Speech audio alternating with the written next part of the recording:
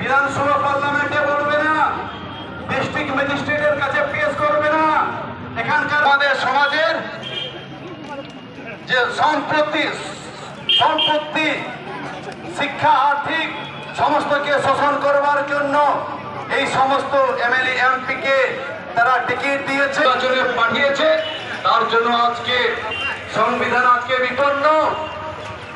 B.R.. Ambedkar তিনি যদি কলম না চালাতেন, আজকের ভারতবর্ষের যে স্কুল কলেজ তন্ত্র আইএস আইপিএস রয়েছেন সেই ডিপার্টমেন্ট হতো না আজকে। গোটা ভারতবর্ষ ব্যাপী যেভাবে সংহিতা লাগু করার প্রয়াস চলছে, আর সেই কারণে আমরা যদি দেখি যে শিক্ষা ব্যবস্থা সে দুর্বল করে দাও কে বন্ধ হয়ে গেছে। মেরিট যে শব্দ, সেই মেরিট শব্দ আজকে বন্ধ হয়ে গেছে।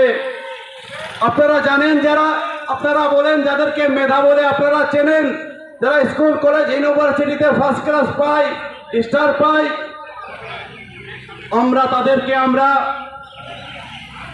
মৌলবাদী আইডিওলজি এই বামসেব স্কুলে, এই বামসেব ইউনিভার্সিটিতে যারা অধ্যয়ন করে, এই বামসেবের যারা স্টুডেন্ট তারা মেরিট চিনতে জানে।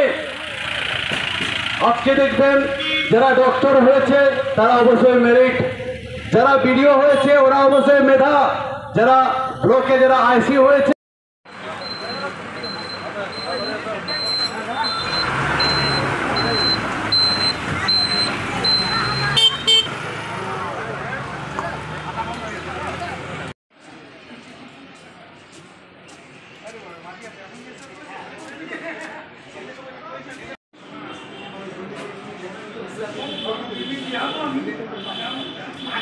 আমাদের যে ডেপুটেশন যে রাষ্ট্রীয় মৌলবাদী আদিবাসী মাঝি লমলের পক্ষ থেকে হচ্ছে এবং বহুজন ক্রান্তি মোর্চার তত্ত্বাবধানে হচ্ছে এবং আদিবাসী জমি রক্ষা কমিটির সমর্থনে হচ্ছে।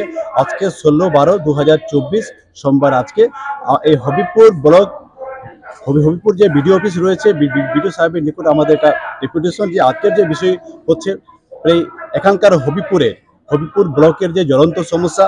এক হচ্ছে যে আইহো গার্লস হাই স্কুল উচ্চতর বিদ্যালয়, সেখানে যে নবম, দশম, একাদশ, দ্বাদশ শ্রেণী যে হোস্টেল সেখানে রয়েছে, সেই হোস্টেল 6 মাস ধরে বন্ধ রয়েছে। আমাদের দাবি হচ্ছে সেই হোস্টেল অবিলম্বে খোলা হোক বা চালু হোক, তার প্রতিবাদে আমরা এখানে স্মারকলিপি দিচ্ছি।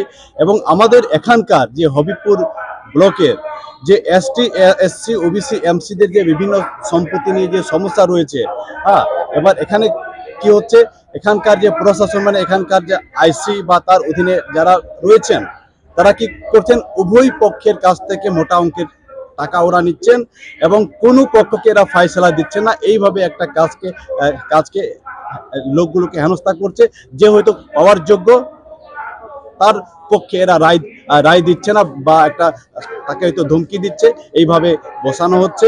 তো এই কারণে জমা নিয়ে এটা বিশাল বিভিন্ন জায়গাতে সমস্যা রয়েছে, এটা কিন্তু সুরাহা হচ্ছে না।